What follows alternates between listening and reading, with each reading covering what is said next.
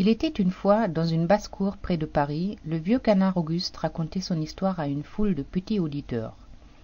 Avant de finir mes vieux jours ici, j'ai appartenu aux frères Joseph et Étienne Montgolfier.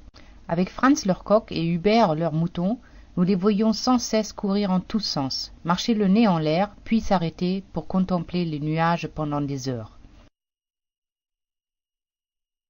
Puis, un jour, dans leur distraction, ils avaient oublié de nous nourrir. Nous nous décidâmes de nous approcher de la maison, et enfin nous étions en position d'en savoir un peu plus. L'obsession des frères Montgolfier était de voler, tout comme les oiseaux du ciel. Et puis, soudainement, la chemise pendue au-dessus du feu pour sécher se gonflait peu à peu. Elle était remplie d'air chaud. Depuis ce jour, les frères Montgolfier n'ont cessé de découper de la toile, de la coudre, construisant des ballons de plus en plus grands, et les remplissant d'air chaud. Pourquoi ne pas aussi faire monter un homme à bord pour cette expérience?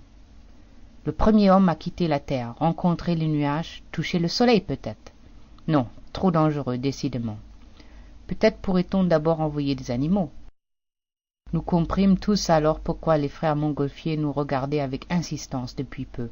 Nous allions devoir vérifier s'il était possible de voler et rester en vie. Le grand jour finit par arriver. Dans le parc du château de Versailles se trouvait un énorme ballon gonflé par un feu de paille. Les cordes qui retenaient le ballon furent vite coupées, et alors commença pour nous trois une formidable aventure.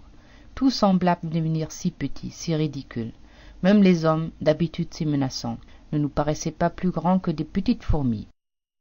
Mais à mesure que le ballon perdait de sa chaleur, nous nous rapprochions du sol, et après 3,5 kilomètres, notre aventure se termina.